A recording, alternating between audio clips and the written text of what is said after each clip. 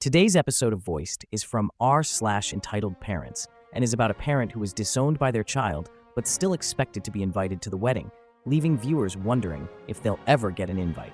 Subscribe if you enjoy. You disowned me. So that's no reason for keeping us out of your wedding.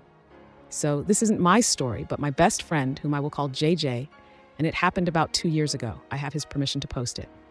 JJ came out to his family when he was about 27 years old. Aside from them, everyone else in his life knew he was gay. And there was a good reason for it. As he expected, his parents reacted horribly to the news and basically disowned him at that moment. They later told both extended families, and his uncles and grandparents cut him off too. His maternal grandmother went as far as to try to take him out of his dead maternal grandfather's will. She failed due to the will's conditions. No one could modify it, not even the main representative, aka grandmother, and homosexuality was not listed in the conditions that could make the inheritance void. Or grandfather didn't expect it to happen, or he just did not care. Take your guess. JJ was legally the partial owner of some properties and also got a substantial amount of money, which got even bigger when he reclaimed in cash his corresponding share of the houses, which forced his family to buy them from him. The other option was losing the properties in a public sale, as stated by our country's laws. JJ didn't need the money actually. By this point, he was a moderately successful professional and lived in his own apartment, but it severed any legal binding he had with his family that could become a problem in the future. He still kept good relationships with his sister and most of his cousins, but even if they invited him to family gatherings, he always declined. Fast forward 3 years, and JJ is getting married to his longtime boyfriend Sky, whose family was the polar opposite of JJ's. When they found out, they made royal wedding-style plans for the guy's elopement.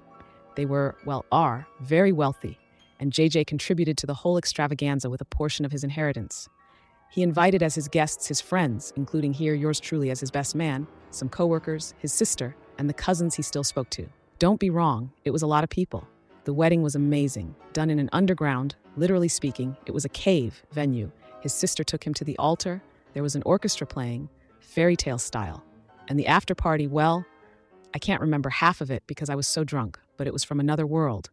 They said go big or go home, and they really went big. But enough of the context. You came here for the juicy part. JJ told the good cousins not to tell anything to his parents or other family members about the wedding because he didn't want trouble. But obviously the next day, their social media accounts were full of pictures and words spread out like wildfire. At first it was small things. He started receiving calls from some aunts about why they weren't invited. The bad cousins complained via Facebook and other nuisances. He just ignored them and blocked numbers and accounts. He did not want or need to give explanations when they had all made clear their position years prior. But one day, hell came directly to the door. His parents, P and M, his maternal grandmother, MG, and his paternal grandparents, PGS, all the heads of the families came to visit. How they found where he lived is still a mystery to him. Sky was working and JJ was alone in the house, so there was no one to help him against the crook squad. His name, not mine, Jaya. I can't actually transcribe because he didn't use exact words when he told me this, but it seems at first they tried to be gentle, asking how he could leave them out of such an important event that directly affected the family. Dudes, really? And things like that. His mom even used the "you took away my chance of seeing my only male son's marriage" argument. He pointed out that they were the ones that expelled him from the family and that they hated everything gay. Half of that wedding was LGBT crowd, if you're wondering. They classified his exile as a misunderstanding. The bickering between the six continued for a long time until he got tired and asked what they wanted, as he could not redo the wedding. His maternal grandmother spilled the beans. Ungrateful brat, at least compensate us for not inviting us to a wedding we paid for. That was the problem. MG and his parents were mad. He had used the family money on the ceremony. He told me they actually thought he paid for everything and had burned out all the inheritance when it was more of a 30-40% deal. Sky's family paid more, and JJ still had inheritance money, and they wanted it back. They had brought the PGS with them as an additional emotional leverage. As I told you earlier, JJ had made sure that money had no legal bindings to his family anymore, but for some reason they still believed it was theirs to a point, and were mad he had spent it. He confronted them, and they threw away their facade. What came next was a serious fight in which both JJ and his father ended up hitting each other until the neighbors called the police. Charges were pressed on both sides, but in the end, the case was declared a tie. Don't ask me how that was possible because I don't know. And JJ was not forced to pay 1 cent. He was also able to ask for restraining orders against all of them. Till this day, JJ is still shaken about the event. He had prepared himself for years, knowing that his family would hate him because of his sexuality, but he still retains some hope that far in the future they could mend things up. He lost that hope after they tried to emotionally scam him. Thanks for reading. My friend's family cut him off from their lives and were mad that he had used a share of his inheritance for his wedding without inviting them to it. His dad punched him after he refused to give the money back. This totally blew up as I had not expected. He and Sky are super happy right now, well, apart from COVID-19, but he sometimes remembers his parents and gets the Monday blues. And yeah, I know, writing. Truth be told, I am secretly a hardcore smoker. Kidding, this always happens with the title as it's the only part I don't run through Word. Sorry about it. Wow, that's quite a dramatic turn of events. From a family drama filled with unexpected twists to a wedding that seemed like a fairy tale gone awry, we've seen how relationships can be both beautiful and brutal. Now, let's switch gears completely. Imagine the calm of a college dorm room where friendships are forged and secrets are shared. But what happens when trust is broken? When one roommate thinks they can get away with something sneaky? Stay tuned to find out how one student turned the tables on their deceitful roommate in a story that's as surprising as it is satisfying.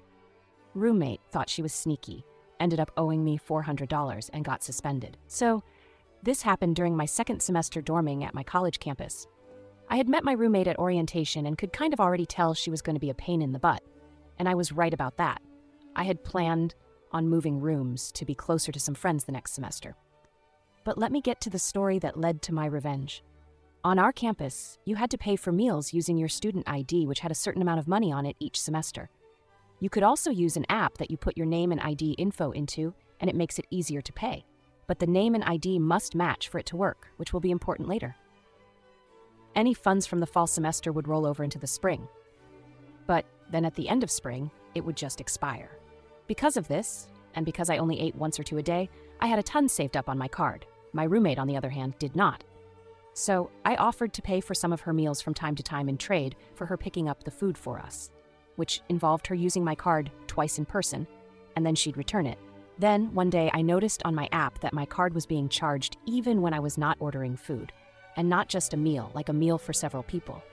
This meant that whoever was ordering, I wonder who, either had to have stolen my ID card, which I had in my pocket when I got the charge, or was impersonating my information in the app, which are both big no-nos on my campus.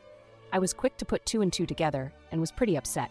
I was initially going to confront her about it, but decided to formulate a plan instead. That day, I went and ordered a second ID card for $25 to use later. It took a couple of weeks to get the new one. I let her charge several things to my card over a good 2 weeks for her and her friends, and she wasn't very good at hiding it either. They would come to our dorm and eat. While I just screenshot and sent emails to the support team of the app about the charges, knowing nothing would get done until I contacted someone in person. And one day it got even better, as you can buy groceries with the card off campus as well. She decided to pay for alcohol with my card, which doesn't get pinged as an issue on my card due to me being over 21, but she was only 19. Not sure how she got it, but it was just the thing to finally act on my plan. I put on my best sad face and contacted the head of campus living and the head of my dorm about the charges on my account. I dropped some hints that it could be my roommate and mentioned I got a new ID card and asked what I should do. I was told to order a new card, and once I got it, to deactivate my current ID and use the new one for purchases now, making my old ID have a balance of $0 and also to ping if someone uses it to buy anything. They also told me they would be visiting my dorm to discuss the issue with my roommate. I accepted that and waited. They sent the confirmation email that they would be visiting, and I decided to add more fuel to the fire. My roommate was groaning about not having the funds for food in front of me in our dorm.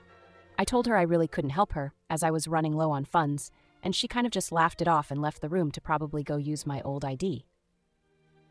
I deactivated my first card right after she left, and surprise, surprise, she used my info to pay. Except when she tried to pay for her and her friends this time, it was declined and it pinged that my ID was used. Campus security was called and she was escorted back to our dorm. Pretty much perfect timing for our meeting with campus living. She was extremely frightened when they came to the dorm to talk and look through her stuff. On her phone, still logged into the app, was my ID information and name. And in her dorm closet was a half-full bottle of cheap vodka. And on my phone was a screenshot of that unauthorized vodka purchase. In the end, she was forced to pay me back all the funds she used in cash, reported for underage drinking, which automatically suspends you from campus living for at least a year, and would have on her record that she performed identity theft, which I also could have charged her for out of school. In the end, I got to have my own dorm for the remainder of that semester and even part of the next semester after, because it wasn't put as an available room for new students. I did get all my money back from her parents, who were so embarrassed and apologized profusely. And when she did eventually come back to campus, no one wanted to dorm with her because they knew she had stolen her roommate's ID. I think in the end, she rented off campus. Before I talk about today's posts, please consider subscribing to stay updated on more engaging content like this.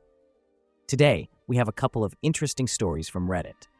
The first one is about JJ, who was disowned by his family after coming out as gay, but still managed to have an amazing wedding with the support of his boyfriend's family and friends. It's incredible how he stood up for himself when his family tried to emotionally manipulate him over the inheritance money.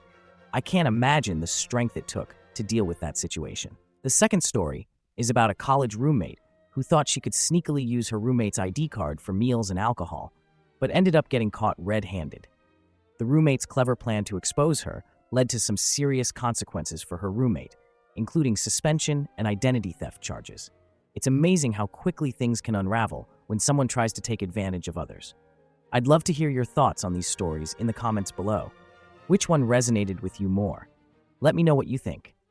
Thank you for listening to today's episode of Voiced. If you enjoyed daily, high-quality stories, please like and subscribe to show your support.